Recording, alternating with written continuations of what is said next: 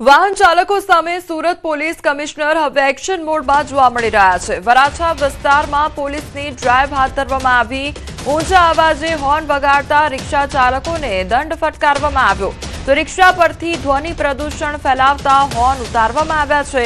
Wrong સાઈડમાં ચલાવતા વાહન ચાલકોને એલર્ટ કરવામાં આવ્યા છે। કેટલાક વાહન ચાલકોને મેમો પણ ફટકારવામાં આવ્યો। પોલીસ કમિશનર અનુપમ ગેહલોતે જણાવ્યું છે કે ધ્વનિ પ્રદૂષણ ફેલાવનાર વિરુદ્ધ કાર્યવાહી કરવામાં આવી છે।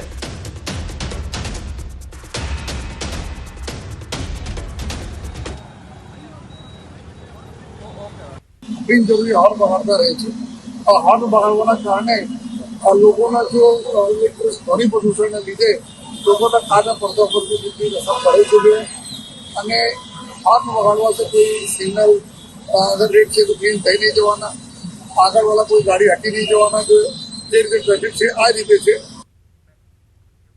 હવે સુરત શહેરમાં ટ્રાફિકની દિલ્હી જેવી સ્થિતિ જોવા મળી રહી છે। સુરત શહેરમાં ઠેર ઠેર ભારે ટ્રાફિક જામના દ્રશ્યો સર્જાયા છે તો ટ્રાફિકની સ્થિતિ કેવી છે એના આકાશી દ્રશ્યો પણ સામે આવ્યા છે। ઉધના જીવન જ્યોતથી ઉધના દરવાજા સુધીના આ ટ્રાફિક જામના દ્રશ્યો સામે આવ્યા છે। આ ઉપરાંત મજુરા ગેટથી ring road textile market bridge પર ભારે ટ્રાફિક જામ જોવા મળ્યો છે।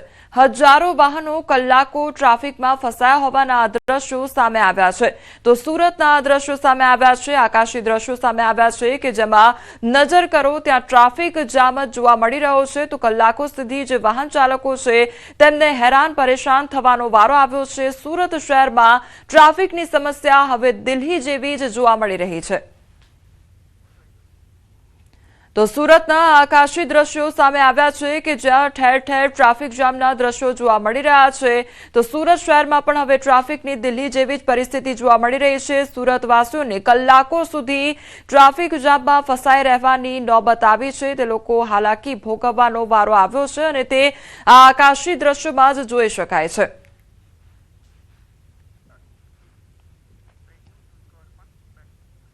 સુરતમાં તેરા તુજકો અર્પણ કાર્યક્રમમાં ચોરીનો જે મામલો સામે આવ્યો હતો તેમાં કતારગામ પોલીસની આંખમાં ધૂળ ઝોકનાર આરોપીની ધરપકડ કરી છે।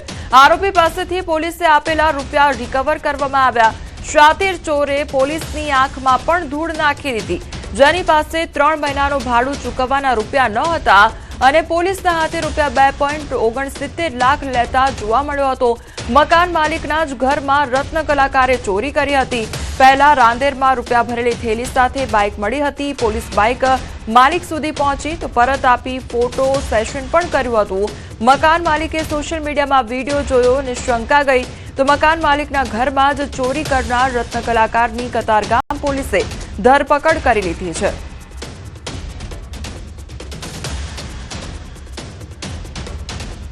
સુરતના વરાછા પોલીસ સ્ટેશન હદ વિસ્તારમાં અસામાજિક તત્વોનો આતંક વધી રહ્યો છે। વિજય વોન્ટેડ નામના ઈસમે સાગરીતો સાથે મળી બુટલેગર વિજય રાઠોડને લાકડાના ફટકા અને તલવાર વડે માર મારી વિડીયો સ્ટેટસમાં મૂક્યો તો વિજય વોન્ટેડે પોલીસને ખુલ્લો પડકાર ફેંકતા પોલીસ એક્શનમાં આવી ગઈ છે।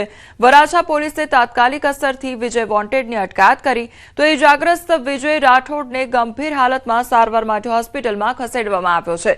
જૂની અદાવતને લઈ ઇજાગ્રસ્ત વિજય રાઠોડ અને વિજય વોન્ટેડ વચ્ચે ઘણા સમયથી ઘર્ષણ ચાલતું હતું।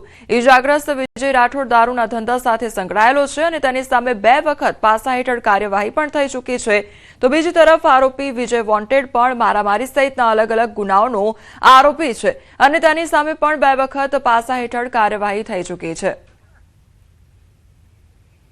फरियादी जो है वो दीपाली बेन है जो कि वाइफ ऑफ विजय भाई राठौड़ है और जो आरोपी है इसमें जो वीडियो में दिख रहा है वो विजय उर्फ वांटेड है और उसके साथ और भी लोग हैं। ये जूनी अदावत इनके बीच में थी और ये अभी पासा से छूट के आया था। ये जो आरोपी है इसके ऊपर 4 ऑफेंसेस ऑलरेडी रजिस्टर्ड हैं। अमरोली, उतरान, वराछा और अमरोली में 4 FIR पहले रजिस्टर्ड है और जो फरियादी है दीपाली बेन उनके जो हस्बैंड है विजय भाई राठौड़ उसके ऊपर भी पासा 2 बार हो चुकी है और प्रोहिबिशन के 4 ऑफेंसेस टोटल रजिस्टर्ड है। इसमें आरोपी को हमने अभी धरपकड़ की है और इसकी हम पूछपरछ कर रहे हैं। ભાવનગર શહેરના પાનવાડી એસટી વર્કશોપના ગોડાઉન સ્ટોર વિભાગમાંથી વિદેશી દારૂનો જથ્થો મળી આવ્યો છે. નીલમબાગ પોલીસ ટીમે બાતમીના આધારે સર્ચ ઓપરેશન હાથ ધર્યું હતું. તો આ સર્ચ ઓપરેશન દરમિયાન મોટા પ્રમાણમાં દારૂની બોટલો જપ્ત કરી છે. આ દારૂ કોનો છે, ક્યાંથી લેવાતો હતો અને કોને આપવાનો હતો, જે અંગે પોલીસે વધુ તપાસ હાથ ધરી છે. આગામી 31 ડિસેમ્બરના અનુસંધાને પ્રોહિબિશનની પ્રવૃત્તિ પર અંકુશ લાવવા માટે પોલીસ દ્વારા સતત રેડ પાડી કાર્યવાહી કરવામાં આવી રહી છે. જે શેડ બનાવેલો હતો એની અંદર કે જે અમે અત્યારે વપરાશમાં લેતા નથી અને એમાં અમારા જે ફરજ પર જતા હોય ડ્રાઈવર, એમની પેટીઓ રહે છે, એમનો સામાન હોય છે. એ પેટીઓની અંદરથી અમુક પેટીની અંદરથી વિદેશી દારૂની બોટલો મળવા પામેલી છે.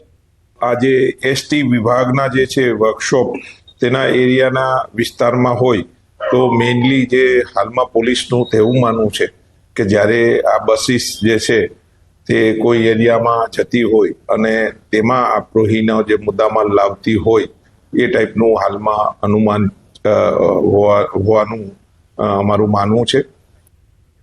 અરવલ્લી જિલ્લાના મોડાસા તાલુકાના માથાસુલિયા ગામમાં મોટા પ્રમાણમાં ગાંજાનો જથ્થો ઝડપાયો છે.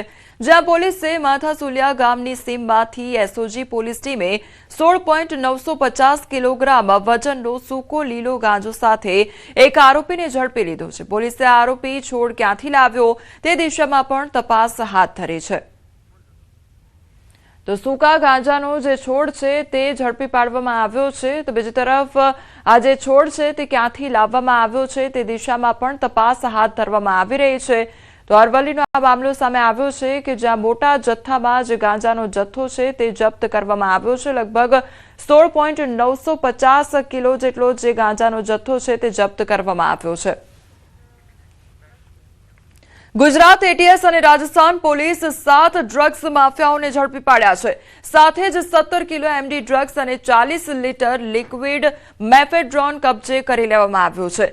જોધપુરના શેરગઢમાં ગુપ્ત ટ્યુબવેલમાં આ ચાલતી high profile MD drugs factory મળી આવી છે. તો જોધપુર ગ્રામીણ પોલીસના શેરગઢ પોલીસ સ્ટેશન વિસ્તારના સોઈત્રા ગામમાં રવિવારે જોધપુર ગ્રામીણ પોલીસ અને ગુજરાત એટીએસની ટીમે દરોડા પાડ્યા હતા. દરોડા દરમિયાન એક ઓરડીમાં એમડી ડ્રગ્સ બનાવાતું હોવાનું સામે આવ્યું હતું. પ્રાથમિક તપાસમાં જાણવા મળ્યું છે કે આરોપીઓ મોડી રાત્રે ટ્યુબવેલ પર પહોંચતા રાસાયણિક પ્રક્રિયા પૂર્ણ કરતા અને સવાર પડે તે પહેલા રવાના થઈ જતા હતા. આરોપીઓ 5 પકડાયા છે. એમાં જોધપુરના 2 આરોપી છે, એક અમદાવાદ શહેરનો આરોપી છે અને 3 પ્રતાપગઢના આરોપી છે. તો પ્રતાપગઢ જે છે એ ત્યાંથી પણ માલ મેન્યુફેક્ચરિંગ થઈ અને સપ્લાય થાય છે, જે રાજસ્થાનમાંથી ગુજરાતમાં, મધ્યપ્રદેશમાં, અલગ અલગ રાજ્યોમાં પણ જાય છે. તો એ રીતે આ છેલ્લા 20 દિવસથી અહીંથી કેમિકલ વગેરે એકઠા કરી